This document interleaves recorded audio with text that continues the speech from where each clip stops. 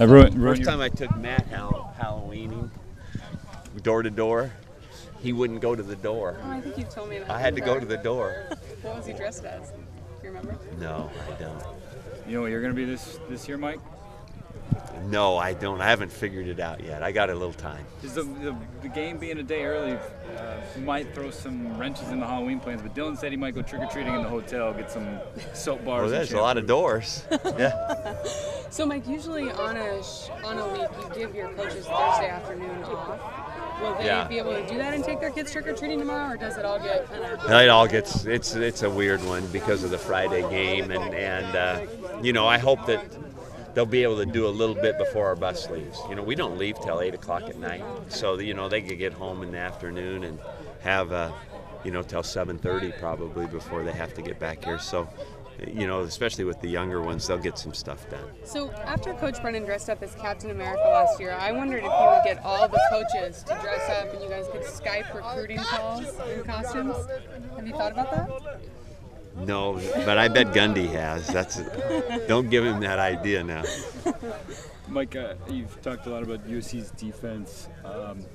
What makes them so good? Do they attack differently than Stanford did? They're a little different style for sure, but they are talented. And you know, if you look at the stats in the conference, I mean, they're right near the top or at the top about every defensive stat. You know, it is. And physically impressive people that are very, very talented. So who is all going to be a game time decision with Connor, Caleb, DJ practice? Connor is probably, we'll make that decision prior to what you would say is game time. You know, I bet we'll know how he reacts to this practice today in the morning. That's what'll tell the tale with him.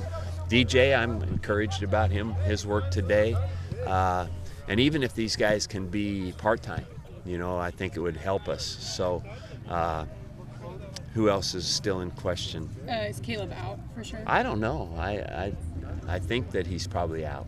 I would guess with him not doing much today. Nothing today. John Braun. Mike, I know the John Braun is, we're going to carry him right into the game. His shoulder's definitely hurting, but, you know, we got couple days yet before the game actually starts.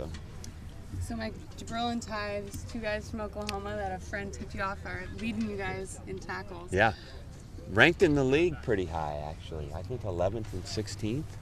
Yeah, I was just telling our friend from Oklahoma today that the two Lawton kids are our two leading tacklers and two of our you know, leaders in the Pac-12 stats. So. They both seem to have developed. I mean, Ty obviously was a starter last year, but he seems to have really taken another step this year. Do you think that too? And Jabril has kind of been forced into that role, but done a good job. Oh, they've both grown a lot, you know, and I think that they are two great kids. Love them in the program. They are absolutely good guys. They're engaged. They're talented.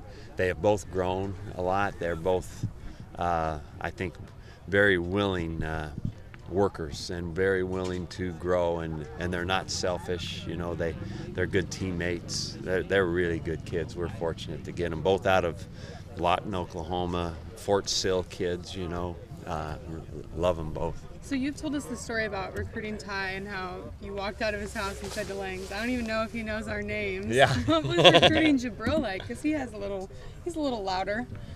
Jabril, we thought he was going to Arizona when we showed up in town that day. So, you know, he actually showed up and told us he wanted us to come meet his mom, and we didn't even have a scheduled visit with him because we thought it was over. And we did that, and then it was, I don't remember, a few days or a week or 2 weeks later, he committed to the Beavers, and here he is. And that's a good saving story, you know, how we ended up getting him when I didn't think we had a chance to. So with Ty, you don't work with the defense every day, obviously, but have you ever coached someone who's that shy and quiet? Yes, through Who the years. else is on that list? Well, it goes back to people you don't know. You know, I had one guy, very nice, quiet guy from, he's actually from Birmingham, went to Jackson State in Winnipeg, Roy Bennett. And everybody else on our defense was loud, boisterous, funny, outgoing, and Roy was just kind of, but he was all pro. And, you know, it's fun. All the different personalities are great. So yeah, I've had them, all sorts of them through the years. Is Ty the quietest guy on this team? Isaac Samala might give him a run for his money. Yeah, Isaac is quiet. He's probably top 5.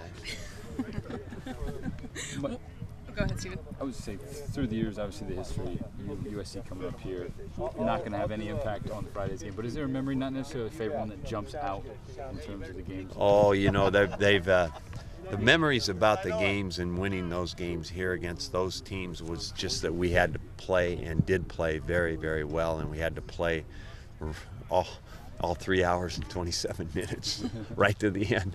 You know, that's what I remember. And I thought that they were just kind of really epic games, you know, just fun, exciting atmosphere.